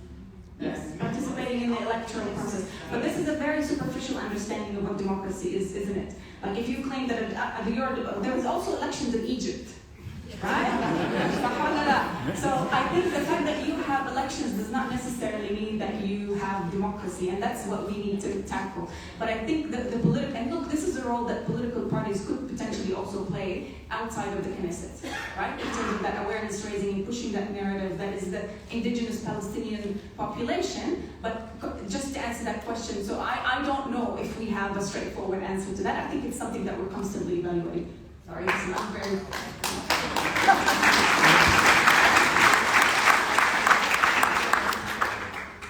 No, I think you're in a much better position to answer that question than I am. Sorry, we covered all the questions. I think now Miko's going to address his and...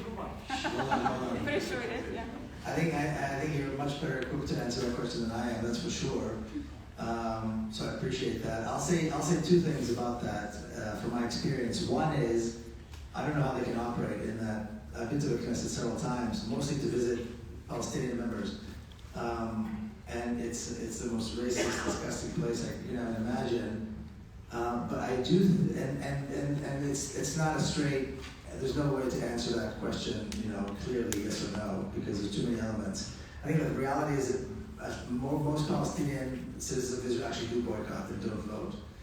But when I see Ahmed Tibi, or in the past, he is speaking Arabic from the podium, and I see the reactions from the Israeli going nuts, I think it's worth it just for that.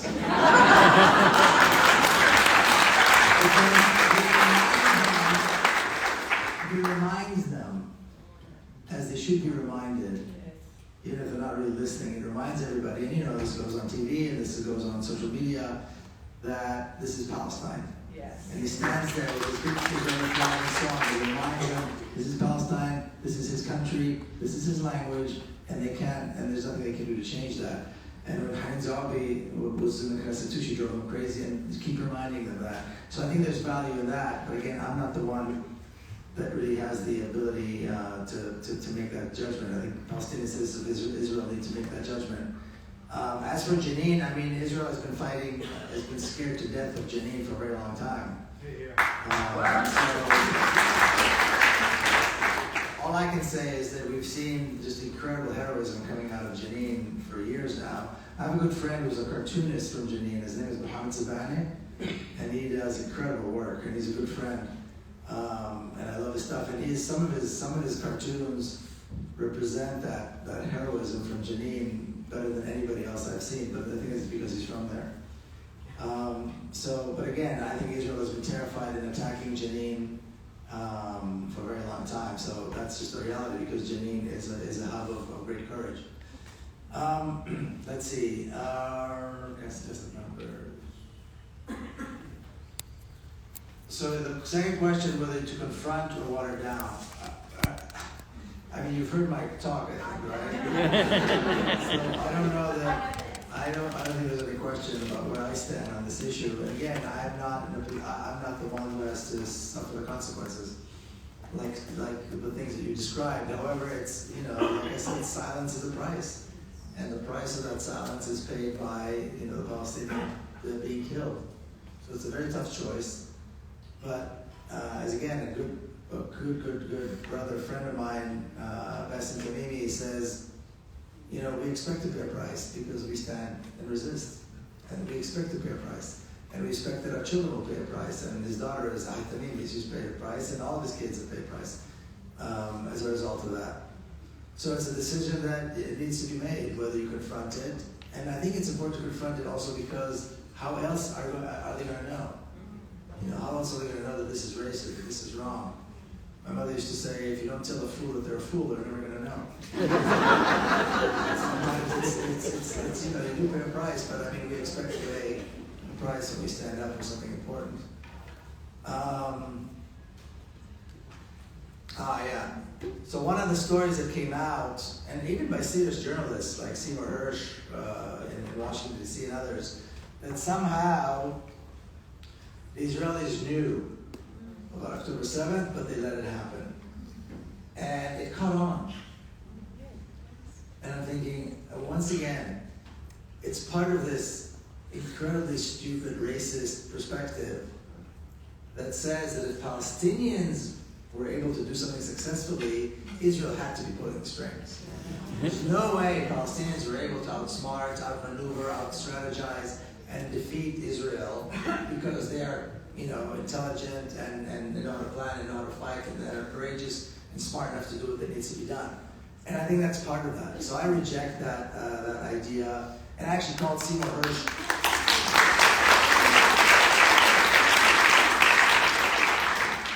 I don't know if you know who he was. He was, back in the day, he was a brilliant, very important journalist. And I called him and said, what are you talking about? He said, no, I have a source. I have an Israeli intelligence officer who's a source. Well, of course. So I don't buy that. It's like another claim that Israel created Hamas, because if there's a solid, brave, you know, resistance organization, then Israel must have created it. Well, Israel did not create Hamas, okay? You know what I mean? If anybody takes the time to study it, and I have, and I mentioned it in my second book, Injustice, I mentioned Hamas a great deal, then that's also nonsense. But again, this idea, it falls on, you know, very fertile ground because there's already this, you know, this preconceived idea that Palestinians are incapable. So if they did something and they were successful, Israel must have helped them somehow. So I reject it. I don't believe it's true for 1 second. I think it's nonsense. And like I said, you can probably hear my voice about to disappear. So I just want to say thank you again for being here. I want to thank my friend Nasser Mashni.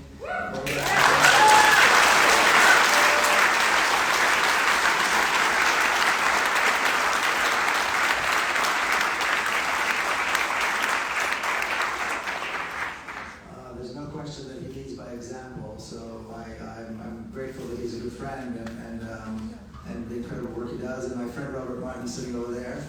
It's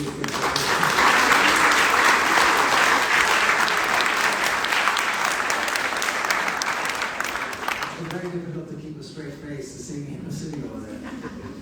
And everybody else, I mean, I can't be, you know, I can't thank you enough for organizing this and being here and being part of this conversation. And let's keep working to free Palestine. Thank you.